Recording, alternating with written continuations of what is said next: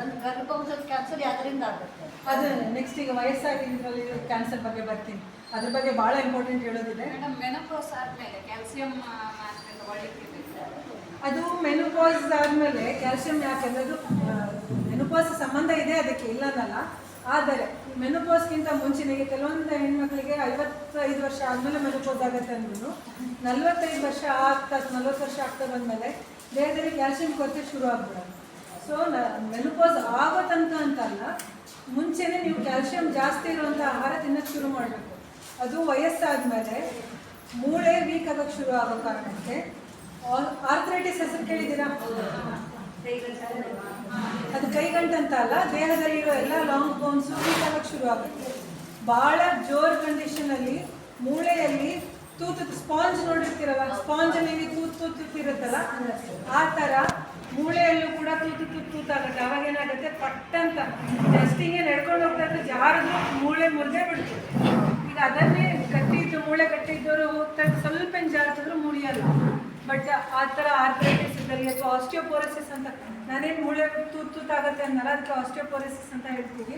ಆ ಥರ ಇದ್ದಲ್ಲಿ ತುಂಬ ಫ್ರೆಜೈಲ್ ಆಗೋ ಕಾರಣಕ್ಕೆ ಇದು ಮೂಳೆ ಮುರಿಯೋ ಚಾನ್ಸಸ್ ಇರುತ್ತೆ. ಸುಮ್ಮನೆ ನಿಂತಲೇ ದೇಹ ತೂಕ ತಡ್ಕೊಳ್ಳಾರ್ದೇನೆ ಆ ಥರ ಆಗೋ ಚಾನ್ಸಸ್ ಇರುತ್ತೆ ಅನ್ನೋ ಕಾರಣಕ್ಕೆ ಕ್ಯಾಲ್ಸಿಯಂ ತಗೊಳ್ಳಿ ಅಂತ ಹೇಳ್ತೀವಿ. ತಗೊಳ್ಳಿಕ್ಕೆ ಬೇಕಂತ ನಿಮ್ಗೆ ಕ್ಯಾಲ್ಸಿಯಂ ಜಾಸ್ತಿ ಇರೋ ಆಹಾರ ತಿಂದರೂ ಸಾಕು. ಒಟ್ಟಿನಲ್ಲಿ ದೇಹಕ್ಕೆ ಆ ಟೈಮಲ್ಲಿ ಕ್ಯಾಲ್ಸಿಯಂ ಜಾಸ್ತಿ ಬೇಕಾಗುತ್ತೆ. ಕ್ಯಾಲ್ಸಿಯಂ ಮಾತ್ರೆ ಅಲ್ಲ, ಆ ಥರ ಏನಿಲ್ಲ. ದೇಹದಲ್ಲಿ ಕ್ಯಾಲ್ಸಿಯಂ ಲೆವೆಲ್ ಜಾಸ್ತಿ ಆದರೂ ಕೂಡ ಸೈಡ್ ಎಫೆಕ್ಟ್ ಇರುತ್ತೆ. ಅದಕ್ಕೆ ಜನರಲ್ ಹೆಲ್ತ್ ಚೆಕಪ್ಪಲ್ಲಿ ದೇಹದಲ್ಲಿ ಎಷ್ಟು ಕ್ಯಾಲ್ಸಿಯಂ ಲೆವೆಲ್ ಇದೆ ಅಂತಲೂ ಚೆಕ್ ಮಾಡ್ತಾರೆ. ಈಗ ಬರಲ್ಲ ಹೆಂಗು ಸೇರಿದಾಗ ಕ್ಯಾಲ್ಸಿಯಂ ಮಾತ್ರೆ ತಗೊಂಡ್ರೆ ಆರಾಮಾಗ್ತದಲ್ಲ ಅಂತಾರೆ. ಶೇಲ್ಕಾಲ ಅನ್ನೋದು ಮೇನ್ ಶೇಲ್ಕಾಲ ನಾನು ತೋರಿಸುತ್ತೇನೆ ಅಂತ ಮೆಡಿಕಲ್ ಅಲ್ಲಿ ಹೋಗೋದು ಕುಳಿಗೆ ತರ್ಸೋದು ನುಂಗೋದು ಗಾಡಿ ಆಗೋದೇ ಬೇರೆ ನಮಗೆ. ಮತ್ತೆ ಅದು ಬಾಂಡ್ ಬಂದಂಗೆ ಆಗ್ತದೆ, ಆಹಾರ ಸೇರಲ್ಲ, ಕಸಲು ಬಂದಂಗೆ ಆಗ್ತದೆ. ಇಲ್ಲಂತಂದ್ರೆ ತೋರಿಸ್ತೇ ತಗೊಳ್ಳೋದೇ ಬಾರದು. ಹೌದು. ಮತ್ತು ನಾನು ನೋಡಿದ್ದೀನಿ ಸುಮಾರು ಜನ ಆಸ್ಪತ್ರೆಗೆ ಬಂದವರು ಸಂಬಂಧಿಕರ ಸೂತ್ರಿಗಳ ನನಗೆ ಹಿಂಗಿದೆ, ನನಗೆ ಅಕ್ಕಮ್ಮನ ಪಕ್ಕದ ಮನೆಯವ್ರು ಹೇಳಿದ್ರು ಕ್ಯಾಲ್ಸಿಯಂ ಗುಳಿಗೆ ಕೊಡ್ರಿ. ತ್ರಾಸ ಏನಿದೆ ಅಂತ ಕೂಡ ಹೇಳೋದಿಲ್ಲ, ಕ್ಯಾಲ್ಸಿಯಂ ಗುಳಿಗೆ ಕೊಡ್ರಿ. ಕಿರಾಣಿ ಅಂಗಡಿಗೆ ಬಂದು ಅರ್ಧ ಕೆಜಿ ಈರುಳ್ಳಿ ಕೊಡ್ರಿ ಅಂತಾರಲ್ಲ, ನಾನು ಕ್ಯಾಲ್ಸಿಯಂ ಗುಳಿಗೆ ಕೊಡ್ರಿ ಅಂತ ನೋಡಿದ್ರೆ ಅವರ ಆಗಿರೋ ತ್ರಾಸಿಗೆ ಕ್ಯಾಲ್ಸಿಯಂಗೆ ಸಂಬಂಧನೇ ಇರೋಲ್ಲ. ಯಾರೋ ಪಕ್ಕದ ಮನೆಯವ್ರು ಹೇಳಿರ್ತಾರೆ, ಕೇಳ್ಕೊಂಡು ಬಂದಿರ್ತಾರೆ. ಅದು ಫಸ್ಟು ಇದೇ ಮಾಡಿ ಅಂತ ಹೇಳಿ. ಕ್ಯಾಲ್ಸಿಯಮ್ಮು ಎಲ್ಲರೂ ತಗೋಬೇಕಂತ ಇಲ್ಲ. ನೀವು ರೆಗ್ಯುಲರ್ ಚೆಕಪ್ಪಲ್ಲಿ ನಿಮ್ಮ ದೇಹದ ಕ್ಯಾಲ್ಸಿಯಂ ಲೆವೆಲನ್ನು ಚೆಕ್ ಮಾಡಿಸ್ಕೊಂಡು ಅದರಲ್ಲಿ ಕಡಿಮೆ ಇತ್ತು ಅಂದರೆ ತೊಗೋಬೋದು. ಇಲ್ಲ ಅಂತಂದರೆ ಜನರಲಿ ನಾವು 2 ತಿಂಗಳ 1 ತಿಂಗಳ 3 ತಿಂಗಳ ಅಂತ ಹೇಳ್ತೀವಿ. ಕಿಡ್ನಿಯಲ್ಲಿ ಸ್ಟೋನ್ಸ್ ಆಗೋ ಚಾನ್ಸಸ್ ಇರುತ್ತೆ ಕ್ಯಾಲ್ಸಿಯಂ ಜಾಸ್ತಿ ಆಗೋದು. ಆ ಕಾರಣಕ್ಕೆ ಬ್ಲೈಂಡಾಗಿ ಯಾರೋ ಹೇಳಿದ್ರು ಅಂತ ವರ್ಷಗಟ್ಟಲೆ ತಿಂಗಳಗಟ್ಟಲೆ ಕ್ಯಾಲ್ಸಿಯಂ ಗುಳಿಗೆ ತಿನ್ನಬೇಡಿ, ಮೊದಲನೇದು. ಆಮೇಲೆ ಎರಡನೇದು ಪೇನ್ ಕಿಲ್ಲರ್ ಬಹಳ ತಿಂತಾರೆ. ನಾನೊಬ್ಬರು ನೋಡಿದ್ದೀನಿ, 30-35 ಗುಳಿಗೆ ಸ್ಟಾಕ್ ಇಟ್ಕೊಂಡಿರ್ತಾರೆ. ನೋವು ಅಂತ ಪಟ್ಟಂತ ತಿನ್ನೋದು. ತಲೆನೋವು ಗುಳಿಗೆ ಮಾತ್ರೆ ಹಾಂ, ಪೇನ್ ಕಿಲ್ಲರು ಎಲ್ಲ ಗುಳಿಗೆನೂ ಕಿಡ್ನಿಗೆ ಲಿವರ್ಗೆ ಎಫೆಕ್ಟ್ ಮಾಡುತ್ತೆ, ಇಲ್ಲ ಅನ್ನಲ್ಲ. ಯಾವ ಗುಳಿಗೆ ಇದ್ರೂ ಅದು ರಾಸಾಯನಿಕವಾಗಿ ತಯಾರಾಗಿರೋದು, ನ್ಯಾಚುರಲ್ ಮೆಥಡಲ್ಲಿ ತಯಾರಾಗಿದ್ದಲ್ಲ. ನಿಮ್ಮ ಕಿಡ್ನಿಗೆ ಲಿವರ್ಗೆ 1% ಆದರೂ ಎಫೆಕ್ಟ್ ಮಾಡುತ್ತೆ, ಇಲ್ಲ ಅನ್ನಲ್ಲ. ಆದರೆ ಪೇನ್ ಕಿಲ್ಲರು ಭಾಳ ಎಫೆಕ್ಟ್ ಮಾಡುತ್ತೆ. ಅದು ತಿನ್ನಲಿ ಅಂತಲೇ ತಯಾರು ಮಾಡಿರೋದು. ಭಾಳ ನೋವಿದ್ದಾಗ ತಿಂತೀರಿ, ಬೇಡ ಅನ್ನಲ್ಲ. ಪೇನ್ ಕಿಲ್ಲರ್ ಇಂಜೆಕ್ಷನ್ ಬರ್ತಾರೆ ಆಸ್ಪತ್ರೆಗೆ 2 ದಿವಸಕ್ಕೊಂದ್ಸತಿ, ನಂಗೆ ಇಂಜೆಕ್ಷನ್ ಮಾಡಿಬಿಡಿ. ನಾವು ಬೇಡ ಅಂತ ಹೇಳಿದ್ರೆ ನಾನು ಕೆಟ್ಟೋಳಾಗ್ತೀನಿ. ರೆಗ್ಯುಲರ್ ಆಗಿ ಮಾಡಿದ್ರೆ ಬನವಾಸಿಲಿ ಒಬ್ಬರಿದ್ದಾರೆ, ನಾನು ಜಾಯಿನ್ ಆದಾಗಿಂದ ಹಿಡಿದು ಅವರು 3 ದಿವಸಕ್ಕೊಂದ್ಸತಿ, ಮುಸ್ಲಿಂ ಪೇಷಂಟು ಗಂಡಸು, 3 ದಿವಸಕ್ಕೊಂದ್ಸತಿ 4 ದಿವಸಕ್ಕೊಂದ್ಸತಿ ಬಂದು ಕುಂದ್ರೋರು. ಇಂಜೆಕ್ಷನ್ ಬೇಕಂದ್ರೆ ಬೇಕು, ನೋವಿನ ಇಂಜೆಕ್ಷನ್ ಕೊಡಲಿಲ್ಲ ಅಂದರೆ ಗಲಾಟೆ ಅಂದರೆ ಹಂಗೆ. ನಾವು ಈಗ 3 ದಿವಸದಿಂದ ಮಾಡಿಸ್ಕೊಂಡು ಹೋಗಿದ್ದೀರಿ, ಬೇಡ ರೀ ಅಂತಂದರೆ ಇಲ್ಲ, ಬೇಕಂದ್ರೆ ನಿಮಗೆ ಪುಕ್ಕಟೆ ಬರುತ್ತಂದ್ರೆ ನೀವು ಯಾಕೆ ಗೌರ್ಮೆಂಟ್ ಆಸ್ಪತ್ರೆ ಇಟ್ಕೊಂಡಿರಿ ಅಂತ ವಾದ ಮಾಡೋದು. ಇವಾಗ ಮಲ್ಟಿ ಆರ್ಗನ್ ಫೇಲ್ಯೂರ್ ಅವರಿಗೆ ಕಿಡ್ನಿ ಲಿವರ್ ಯಾವುದು ಕೆಲಸ ಮಾಡೋದು, ಮಲ್ಟಿ ಆರ್ಗನ್ ಫೇಲ್ಯೂರ್ ಮಂಗಳೂರಲ್ಲಿ ಹೇಳಿ ಕಳಿಸಿದ್ದಾರೆ. ನಾಳೆ ನಾಡ್ದು ಹೇಳಕ್ಕೆ ಬರಲ್ಲ, ದೇಹದಲ್ಲಿ ಯಾವುದೋ ಆರ್ಗನ್ಸ್ ಕೆಲಸ ಮಾಡ್ತಾ ಇಲ್ಲ, ಹೋಗ್ಬಿಟ್ಟಿದೆ. ವೀಲ್ ಚೇರಲ್ಲಿದ್ದಾರೆ. ಅವರಿಗೆ ಲಿಟ್ರಲಿ ನಮ್ಮ ಆಸ್ಪತ್ರೆ ಅವರು ಅಷ್ಟು ಜನ, ನಾನು ಸೇರೋಕ್ಕಿಂತ ಮುಂಚೆನೂ ಹಾಗೆ ಇತ್ತಂತವ್ರದ್ದು. ಸುಮಾರು ವರ್ಷದಿಂದ ಕೆಲಸ ಮಾಡ್ಕೊಂಡು ಬಂದವರು ಇದ್ದಾರಲ್ಲ ನಮ್ಮ ಸಿಬ್ಬಂದಿಗಳು, ಅವ್ರು ಸಮೇತ ಹೇಳ್ತಾರೆ ಪೇನ್ ಕಿಲ್ಲರು ಇದು 2-3 ದಿವಸಕ್ಕೆ ಒಂದು ಇಂಜೆಕ್ಷನ್ ಯಾಕೆ ಕೊಡ್ತಾರೆ ಹೇಳ್ತೀರಿ. ಕೆಲವೊಬ್ರು ಬರೀ ನಿಮ್ಮಲ್ಲೂ ಇದ್ದಾರೆ ಸುಮಾರು ಸುಮಾರು ಜನ ಜ್ವರ ಬಂತು 99 ಡಿಗ್ರಿ ಬಂತು, ನಂಗೆ ಇಂಜೆಕ್ಷನ್ ಕೊಟ್ಟರೆ ಆರಾಮಾಗೋದಿಲ್ಲ ಅಂದರೆ ಆರಾಮ ಆಗೋದೇ ಇಲ್ಲ. ಇದಿರಲ್ವಾ, ಒಪ್ಕೊಳ್ಳಿ, ಸತ್ಯ ಒಪ್ಕೊಳ್ಳಿ, ಇದಿರಲ್ವಾ ಪ್ಯಾರಾಸಿಟಮಾಲ್ ಗುಳಿಗೆ ನೀವೇನು ಹೊಟ್ಟೆಗೆ ತಗೊಂತೀರಲ್ಲ ಅದೇ ಗುಳಿಗೆ ಅಂಶನ ಇಂಜೆಕ್ಷನ್ ರೂಪದಲ್ಲಿ ಕೊಡ್ತೀವಿ. ಏನು ವ್ಯತ್ಯಾಸ ಇರಲ್ಲ. ಆ ಇಂಜೆಕ್ಷನ್ ಅಲ್ಲಿ ಸೂಪರ್ ಪವರ್ ಹಾಕಿರಲ್ಲ ಅಥವಾ ಅದಕ್ಕೆ ಮಾಟ ಮಂತ್ರ ಮ್ಯಾಜಿಕ್ ಮಾಡಿರಲ್ಲ. ಗುಳಿಗೆ ತಿಂದರೆ ಕಡಿಮೆ ಆಗಲ್ಲ ಇಂಜೆಕ್ಷನ್ ತಗೊಂಡ್ರೆ.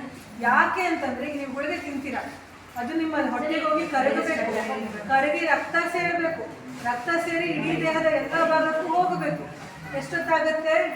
ಅರ್ಧ ತಾಸು ಬೇಕು. ಆ ಕಾರಣಕ್ಕೆ ಇಂಜೆಕ್ಷನ್ ಕೊಡೋದು ಯಾಕೆ ಅಂದ್ರೆ ನಾವು ಒಂದು ಸ್ಟಾರ್ಟಿಂಗ್ ಇರೋ ಒಂದು 3 ಸ್ಟೆಪ್ ಮುಂದೆ ಹೋಗ್ಬಿಡ್ತೀವಿ, ಡೈರೆಕ್ಟ್ ರಕ್ತಕ್ಕೆ ಅಥವಾ ಇದಕ್ಕೆ ಕೊಟ್ಬಿಡ್ತೀವಿ. ಅದು ನಿಮ್ಮ ದೇಹಕ್ಕೂ ಹೋಗಿ ಕರಗಿ ಸೇರಿ ಎಫೆಕ್ಟ್ ಆಗೋದು ಒಂದು ಅರ್ಧ ತಾಸು ಮುಂಚೆನೇ ಎಫೆಕ್ಟ್ ಆಗಲಿ ಅಂತ ಇಂಜೆಕ್ಷನ್ ಕೆಲಸ ಮಾಡುತ್ತೆ ಹೊರತು ಗುಳಿಗೆಗೂ ಇಂಜೆಕ್ಷನ್ಗೂ ವ್ಯತ್ಯಾಸ ಇರೋದಿಲ್ಲ. ಬೇಗ ಕೆಲಸ ಮಾಡಲಿ ಅಂತ. ಈಗ ವಾಂತಿದೆಲ್ಲ, ಈಗ ನಾವು ವಾಂತಿ ಗುಳಿಗೆಗಿಂತ ಇಂಜೆಕ್ಷನ್ ಪ್ರೆಫರ್ ಮಾಡ್ತೀವಿ. ಯಾಕೆ ಅಂದರೆ ನೀರು ಕುಡಿದಿದ್ದು ವಾಂತಿ ಆಗೋದು ಅಂತ ಇರುತ್ತೆ. ಪ್ರೆಗ್ನೆನ್ಸಿ ಟೈಮಲ್ಲಿ ಇದರಲ್ಲಿ ಇರುತ್ತೆ. ಗುಳಿಗೆ ಹೊಟ್ಟೆಗೆ ಹಾಕಂತೀರಿ, ಜೊತೆ ನೀರು ಕುಡಿತೀರಿ, ಅದು ವಾಂತಿ ಆಗುತ್ತೆ, ಗುಳಿಗೆನೂ ಹೊರಗೆ ಬರುತ್ತೆ. ಆ ಕಾರಣಕ್ಕೆ ಗುಳಿಗೆ ಎಫೆಕ್ಟ್ ಆಗಲ್ಲ ಅಂಥೇಳಿ ಅದಕ್ಕೆ ವಾಂತಿದು ಇಂಜೆಕ್ಷನ್ ಮಾಡ್ತೀವಿ. ಇವೆಲ್ಲ ತೊಂದರೆ ಇಲ್ಲ, ಗುಳಿಗೆ ಬದಲು ಇಂಜೆಕ್ಷನ್ ಮಾಡಿಸ್ಕೊಳ್ಳಿ, ಸಮಸ್ಯೆ ಆಗಲ್ಲ. ನೋವಿಂದು ನಾನು ಹೇಳ್ತಾ ಇರೋದು ಮುಖ್ಯವಾಗಿ, ನೋವಿಂದು ಪದೇ ಪದೇ ಇಂಜೆಕ್ಷನ್ ಮಾಡಿಸ್ಕೊಳ್ಳೋದು ಅಥವಾ ಪದೇ ಪದೇ ಗುಳಿಗೆ ತಗೊಳ್ಳೋದು ನಿಮಗೆ ಗಂಡು ಮಕ್ಕಳಿಗೆ ಹೆಣ್ಮಕ್ಳಿಗೆ ಬೇರೆ ಬೇರೆ ಅಲ್ಲ, ಎಲ್ಲರಿಗೂ ಒಂದದು. ನಾನು ಇವಾಗ ಜನರಲಿ ಹೇಳ್ತಾ ಇದ್ದೀನಿ, ಎಲ್ಲರಿಗೂ ಕಿಡ್ನಿಗೆ ಲಿವರಿಗೆ ಎಫೆಕ್ಟ್ ಆಗೋದದು. ಆದಷ್ಟು ಪೇನ್ ಕಿಲ್ಲರನ್ನು ಕಡಿಮೆ ಮಾಡಿ. ತಡ್ಕೊಳ್ಳೋಕ್ಕೆ ಆಗಲ್ಲ ಅಂದರೆ ಅಡ್ಡಿಲ್ಲ, ತಿಂಗಳಿಗೆ ಮ್ಯಾಕ್ಸಿಮಮ್ 1 ರಿಂದ 2 ಇಂಜೆಕ್ಷನ್ ತಡ್ಕೊಳ್ಳೋಕ್ಕೆ ಆಗಲ್ಲ ಅನ್ನೋ ಕಂಡೀಷನ್ ಬಂದರೆ ಅಷ್ಟೇ ವಾರಕ್ಕೆ ಒಂದ್ಸತಿ ನೋವು ಇಂಜೆಕ್ಷನ್ ಮಾಡಿಸ್ಬೇಕು. ನಮ್ಮ ಹತ್ರ ಫ್ರೀ ಇದೆ, ನಾವು ಚುಚ್ಚಕ್ಕೆ ಏನು ಸಮಸ್ಯೆ ಇಲ್ಲ, ಆರೋಗ್ಯ ನಿಮ್ದು. ನಾವು ಬಂದಾಗ ಬರ್ತೀನಿ, ಏನು ಮಾಡಬೇಕು ನಮ್ಗೊಂದು 45 ವರ್ಷದ ನಂತರ ಈ ಮೆನೋಪಾಸ್ ಹಂತದಲ್ಲಿ ಪ್ರತಿಯೊಬ್ಬರಿಗೂ ಈ ಕೈ ಗಂಟುಗಳು ನೋವು, ಕಾಲು ಗಂಟುಗಳು ನೋವು ಸಮಸ್ಯೆಗಳು, ವೀಕ್ನೆಸ್ ಆಗ ಸ್ವಾಭಾವಿಕ, ತಲೆ ಚಕ್ರ ಬರಂಗ ಆಗೋದವರೆಗೆ ಫುಲ್ ಮಾಡಿದ್ರೆ ಸ್ವಾಭಾವಿಕ. ಆ ಸಂದರ್ಭದಲ್ಲಿ ಆಹಾರ ಕ್ರಮಗಳು ಹೆಂಗಿರ್ಬೇಕು ಎಲ್ಲರಿಗೂ? ಅದೇ ಹೇಳಿದ್ನಲ್ಲ, ಆವಾಗ ನ್ಯೂಟ್ರಿಷನ್, ಈಗ ಮೆನೋಪಾಸ್ ಬಗ್ಗೆ ಹೇಳ್ಬೇಕಿದ್ರೆ ನಾನು ಹೇಳಿದೆ, ಆ ಟೈಮಲ್ಲೂ ಕೂಡ ನ್ಯೂಟ್ರಿಷನ್ ಸಿಕ್ಕಾಪಟ್ಟೆ ಬೇಕಾಗುತ್ತೆ. ಫಸ್ಟ್ ಟೈಮ್ ಮುಟ್ಟ ಆಗಬೇಕಿದ್ರೆ ಯಾವ ಥರ ನ್ಯೂಟ್ರಿಷನಲ್ ಡಿಫಿಷಿಯನ್ಸಿ ಆಗುತ್ತಲ್ಲ, ದೇಹದಲ್ಲಿ ಕಡಿಮೆ ಆಗುತ್ತಲ್ಲ, ಆ ಥರ ಮುಟ್ಟು ನಿಲ್ಲೋ ಟೈಮ್ನಲ್ಲೂ ಬೇಕಾಗುತ್ತೆ. ಆ ಕಾರಣಕ್ಕೆ ಆ ಟೈಮಲ್ಲಿ ಹಸಿ ತರಕಾರಿ, ಬೇಯಿಸಿರೋ ತರಕಾರಿ, ಮನೆಯಲ್ಲೇ ಮಾಡಿರೋ ಎಣ್ಣೆ ಕಡಿಮೆ, ಖಾರ ಕಡಿಮೆ ಇರೋಂಥ ಆಹಾರಗಳು ಎಲ್ಲದೂ ತಿನ್ಬೋದು, ಏನು ತೊಂದರೆ ಇಲ್ಲ. ತರಕಾರಿ ಮೇಲೆ ಕಾನ್ಸಂಟ್ರೇಟ್ ಮಾಡಿ. ನಾನ್ ವೆಜಿಟೇರಿಯನ್ಸು ನಾನ್ ವೆಜ್ ಸ್ವಲ್ಪ ಕಡಿಮೆ, ಆಯಿತಾ? ಆಮೇಲೆ ಮತ್ತೊಂದೇನೋ ಹೇಳ್ಬೇಕಂತಿದ್ದೆ ನನಗೆ. ಹಾಂ, ಇದು ಕೈ ಗಂಟು ನೋವು ಬರೋದು, ಕೈ ಜುಮ್ ಅನ್ನೋದು ಎರಡು ಬೇರೆ ಬೇರೆ ಹೊರಟು ಬರೋದು, ಬೇರೆ ಬೇರೆ ವೀಕ್ನೆಸ್ಸು. ಗಂಟು ನೋವು ಬರೋದು ಮೂಳೆ ಸಮಸ್ಯೆದಿಂದ, ಕೈ ಜುಮ್ ಬರೋದು, ಜಿಂಜರ್ ಬರೋದು, ಹಿಂಗೆ ಹಿಡ್ಕೊಂಡು ಕೂತಿರ್ತಾರೆ. 5 ನಿಮಿಷಕ್ಕೆ ಅಮ್ಮ ಜುಮ್ ಹಿಡಿತು, ಇದು ನರದ್ದು, ಮೂಳೆದಲ್ಲ. ಅದಕ್ಕೆ ಔಷಧ ಇದೆಯಾ? ಇದೆ, ಅದಕ್ಕೆ ಎರಡಕ್ಕೂ ಔಷಧಿ ಇದೆ. ಆಮೇಲೆ ಇದೇನು 40-50 ವರ್ಷ ದಾಟಿದ್ಮೇಲೆ ಕೈ ತುದಿ ಬೆರಳು ಜುಮ್ ಅನ್ನಕ್ಕೆ ಶುರು ಆಗುತ್ತೆ. ಸುಮ್ಮನೆ ಇಟ್ಟಿಟ್ಟಲ್ಲೇನೆ ಹಿಡ್ಕೊಂಡಿರ್ತೀರಲ್ಲ ಲೋಟನ, ಹೀಗೆ ಹಿಡ್ಕೊಂಡಾಗ ಈ ಬೆರಳು ಫುಲ್ಲು ಕೆಟ್ಟಾಗ್ತದೆ. ಅಂದ್ರೆ ಏನು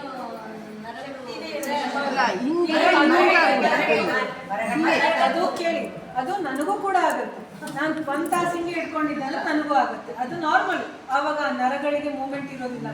ಆದರೆ ಇಟ್ಕೊಂಡು ಒಂದು ಸ್ವಲ್ಪ ಹೊತ್ತಿಗೆ ಆಗೋದು, ಅಥವಾ ಸುಮ್ಮನೆ ಏನೋ ಇಟ್ಕೊಂಡಿಲ್ಲ, ರಾತ್ರಿ ಮಲ್ಕೊಂಡಿರ್ತಾರೆ, ಆದರೂ ಕಾಲು ಆ ಟೈಮಲ್ಲಿ ದಯವಿಟ್ಟು ಶುಗರ್ ಮತ್ತು ಹಿಮೋಗ್ಲೋಬಿನ್ ಚೆಕ್ ಮಾಡಿಸಿ. ರಕ್ತ ಕಡಿಮೆ ಇದ್ರೂ ಆ ಥರ ಆಗುತ್ತೆ. ಶುಗರ್ ಮತ್ತು ಹಿಮೋಗ್ಲೋಬಿನ್ ಇದ್ರಷ್ಟೇ ಹಂಗಾಗತ್ತೆ ಅಂತ ಹೇಳ್ತಲ್ಲ ನಾವು, ಜನರಲಿ ನರದ ವೀಕ್ನೆಸ್ಸಿಗೂ ಹಂಗಾಗತ್ತೆ. ಆದರೆ ಜಾಸ್ತಿ ಆಗೋದು ಶುಗರ್ ಜಾಸ್ತಿ ಇದ್ದಲ್ಲಿ ಅಥವಾ ರಕ್ತ ಕಡಿಮೆ ಇದ್ದಲ್ಲಿ. ಆ ಕಾರಣಕ್ಕೆ ಅದನ್ನು ಚೆಕ್ ಮಾಡಿಸ್ಬೇಕಾಗತ್ತೆ. ಅದ್ರದ್ದು ಏನು ಈಗ ಅಕಸ್ಮಾತ್ ರಕ್ತ ಕಡಿಮೆ ಇತ್ತು ಅಂತಂದಲ್ಲೂ ಅದಕ್ಕೇನು ಟ್ರೀಟ್ಮೆಂಟ್ ಬೇಕಾಗತ್ತೆ. ಜುಮ್ ಅನ್ನೋದಕ್ಕೂ ಟ್ರೀಟ್ಮೆಂಟ್ ಇದೆ. ಫಸ್ಟ್ ಗುಳಿಗೆ ಕೊಡ್ತೀವಿ, ಅದ್ರಲ್ಲಿ ಕಡಿಮೆ ಆಗಿಲ್ಲ ಅಂದರೆ ನೆಕ್ಸ್ಟು ಡೈರೆಕ್ಟ್ ನರಕ್ಕೆ ಮಾಡುವಂಥ ಇಂಜೆಕ್ಷನ್ ಬರುತ್ತೆ. ಎಲ್ಲದೂ ಇದೆ, ಅದಕ್ಕೂ ಕೂಡ ಇದೆ. ಅದು ಆ ಥರ ಆದಾಗ ಈ ಸಂದುವಾತ ಅಂತ, ಸಂದುವಾತ ಮೂಳೆ ಸಂಬಂಧ, ಸಂದುವಾತ ಅಂತಾರೆ. ಆದರೆ ನಿಮಗೆ ನರಗಳೆಲ್ಲ ಫುಲ್ ಹಿಂಗೆ ಬೆಂಡ್ ಆಗ್ತಾ ಇರುತ್ತಲ್ಲ. ಇಲ್ಲ, ನೀವು ಮಿಕ್ಸ್ ಮಾಡ್ಕೊಂಡಿದ್ದೀರಿ ಕಾನ್ಸೆಪ್ಟ್. ಇಲ್ಲ ಇಲ್ಲ, ಜುಮ್ ಹಿಡಿಯೋದಕ್ಕೂ ಸಂದುವಾತ ಅಲ್ಲ, ಅದು ಬೇರೆ, ಅದು ನ್ಯೂರೈಟಿಸ್ ಅಂತ ಹೇಳ್ತಾರೆ. ನರದ ವೀಕ್ನೆಸ್ ಅದು. ಸಂದುವಾತ ಮೂಳೆದು. ಆದರೆ ಈ ಕಾಲು ಬೆರಳು ಜುಮ್ ಅಂತ ಇರುತ್ತೆ, ಬ್ಲಡ್ ಸರ್ಕ್ಯುಲೇಷನ್ ಆಗುತ್ತೆ. 2 ನಿಮಿಷ ಒಂಚೂರು ಲೈಟ್ ಆಗಿ ಇದು ಕಮ್ಮಿ ಆಗಿದೆ ಅಲ್ಲಲ್ಲೇ ಕುಂತಲ್ಲೇ ಕೊಟ್ಬಿಡ್ತೀಯಾ? ಇದಷ್ಟು ಹೌದು ಯೂಟ್ಯೂಬ್ ಸರಿ ಮಿಕ್ಸ್ ಮಾಡ್ಕೊಬಿಟ್ಟು ಸರಿ ಇಲ್ಲ ಇಲ್ಲ ಅದೇ ನಾನು ಸರಿ ಇದೆ. ಇವಾಗ ಹೇಳಿ ಒಂದ್ಸರಿ ಉಮಾ ಸಂಗೀತಗಾರ ಅಂತ